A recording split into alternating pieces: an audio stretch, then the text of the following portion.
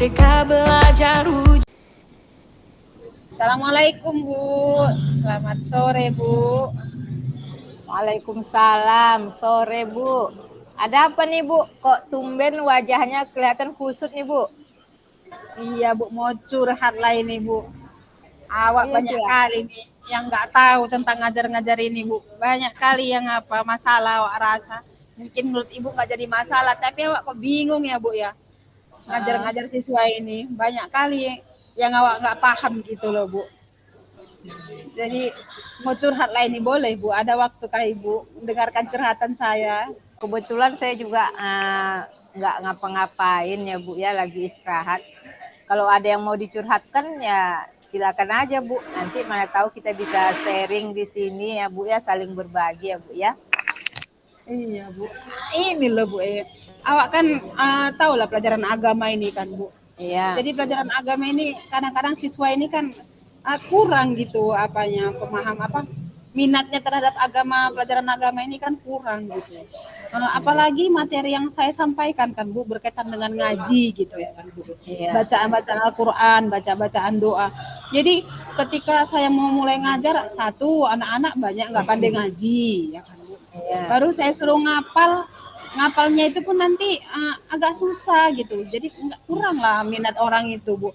Terutama kan Bu, sekarang ini saya lagi ngajar materi tentang sholat jenazah. Jadi kan kalau sholat jenazah ini kan Bu, anak-anak ini gini, kayaknya menganggap sholat jenazah itu hanya untuk orang-orang dewasa gitu Bu. Jadi ketika saya bilang, "Mak, kita belajar sholat jenazah ya," gitu.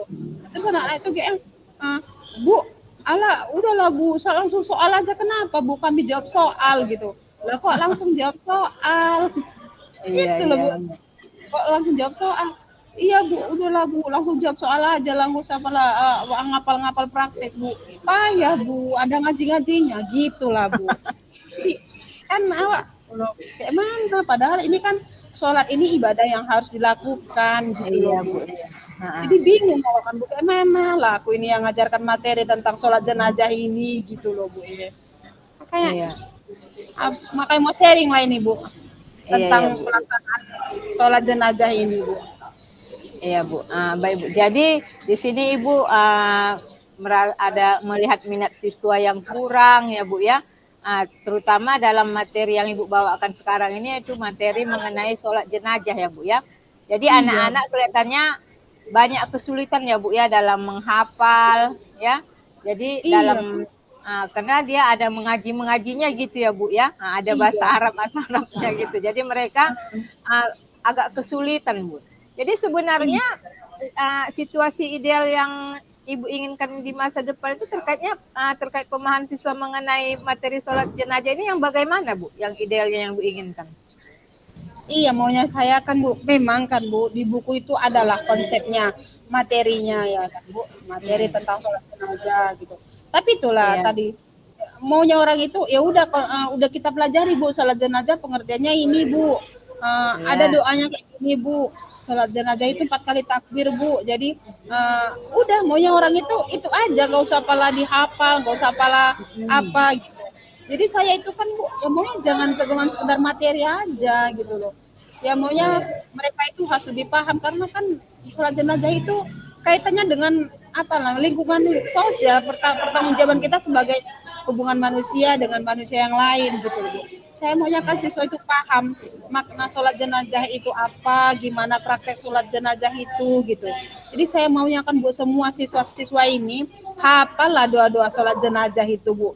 Hafal gimana cara mempraktekkan sholat jenazah itu gitu. Jadi sampai mereka itu betul-betul nanti mau ikut, kalau ada yang meninggal maunya lah orang itu semua bisa ikut berpartisipasi dalam melakukan praktek sholat jenazah itu. Karena gini, anak-anak ini kan udah balik, udah dewasa ya kan.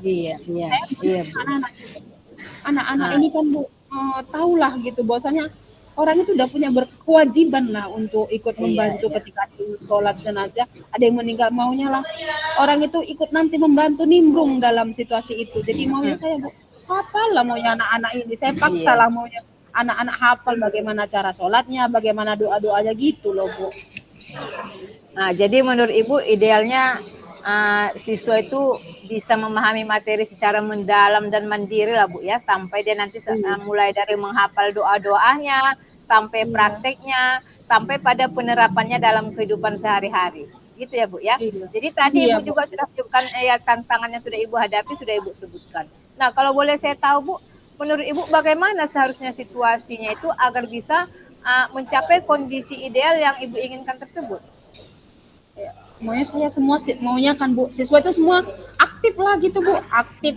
Kemudian berlomba-lomba untuk lebih hafal doa-doanya, Ya, tahu lah gitu, bertanya lah gimana Bu harusnya kami, apa yang harus kami lakukan. Maunya saya itu semua siswa itu aktif gitu loh Bu. Jadi maunya kan ya antusias lah gitu siswa, aktif dan haruslah sampai bisa hafal doa-doanya, gerakan-gerakan sholat tersebut. Itulah saya harapkan kali gitu Bu. ya Bu, tujuan itu memang sudah sangat baik lah tujuan Ibu itu ya, karena tujuannya intinya itu kan siswa tersebut bisa menghafalkan doa, bisa mempraktekkan, bahkan dalam kehidupan sehari-hari. Jadi sudah dianggap itu merupakan kita menginginkan itu memang merupakan sudah harus tahu lah, sudah kewajiban mereka lah ya Bu ya. Jadi mereka bisa nanti praktek dalam kehidupan mereka sehari-hari. Nah, kira-kira apa saja pilihan yang bisa Ibu ambil untuk menunjukkan situasi ideal tersebut, Bu?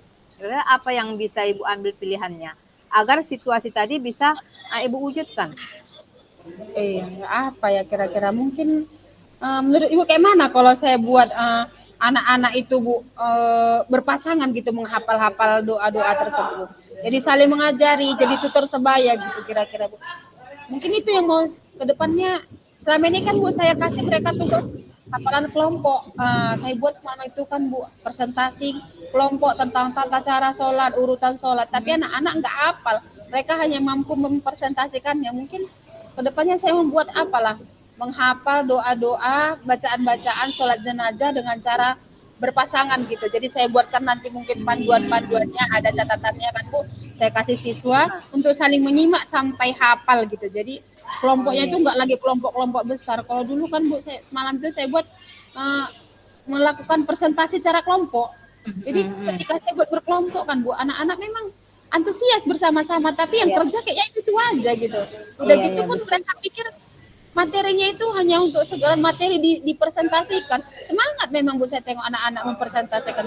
Tapi ketika saya tanya bacaannya, nggak tahu amburadul bacaan doa-doanya. Jadi mungkin kedepannya mau saya buat lah Bu hafalan secara berpasangan gitu.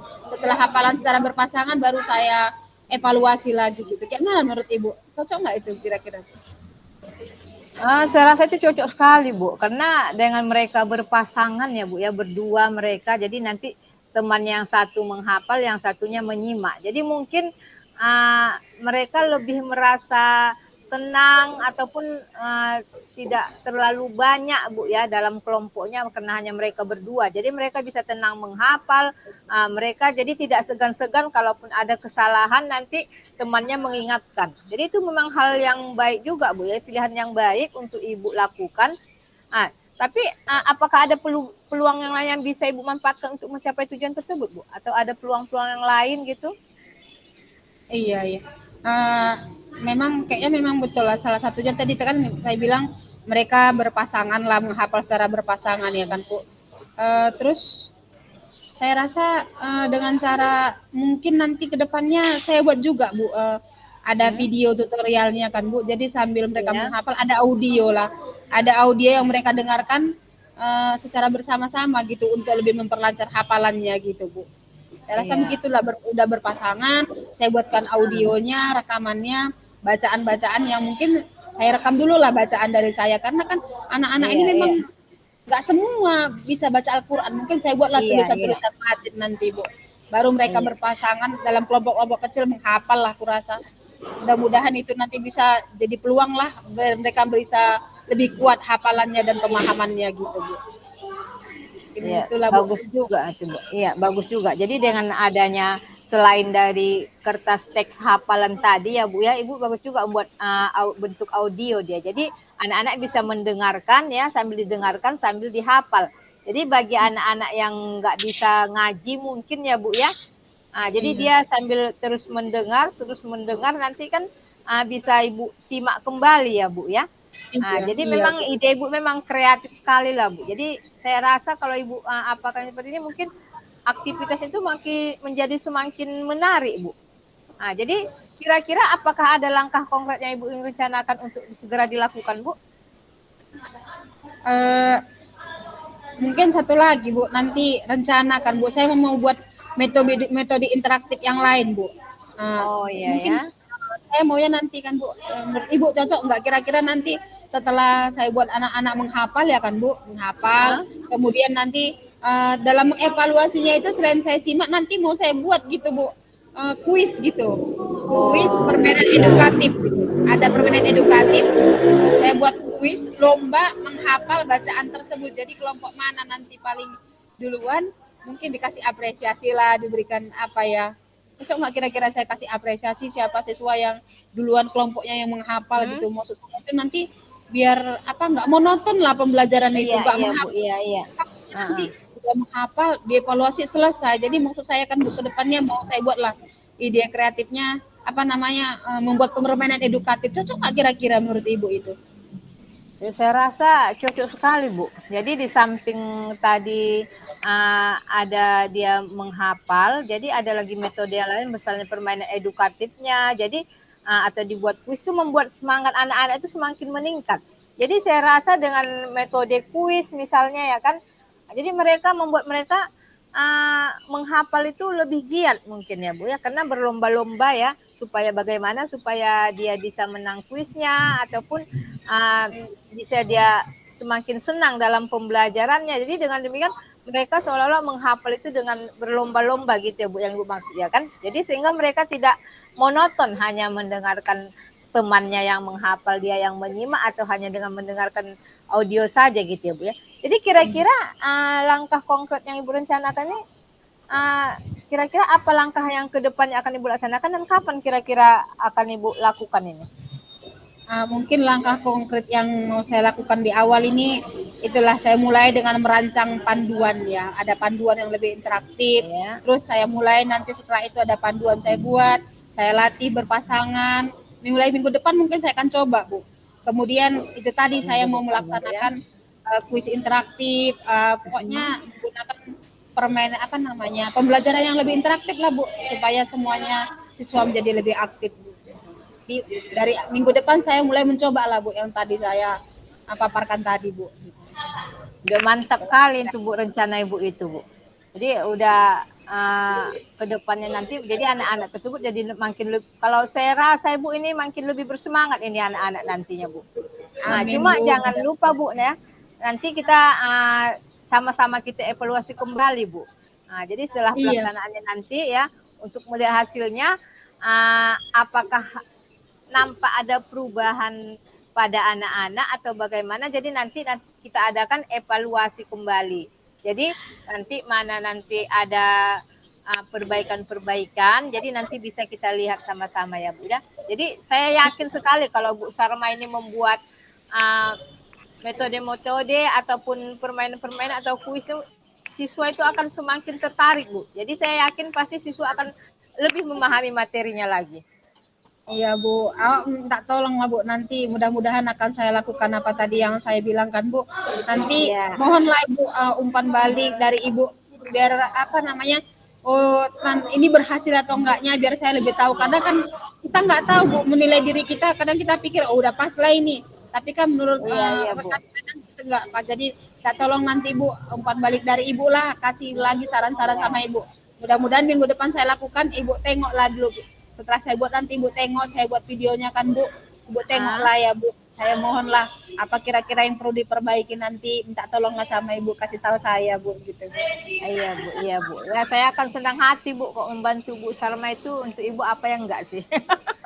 Jadi nanti kita sama-sama kita evaluasi, nanti sama-sama kita lihat, pokoknya kita saling kolaborasi gitulah Bu, jadi saling mendukung sepenuhnya ya Bu ya.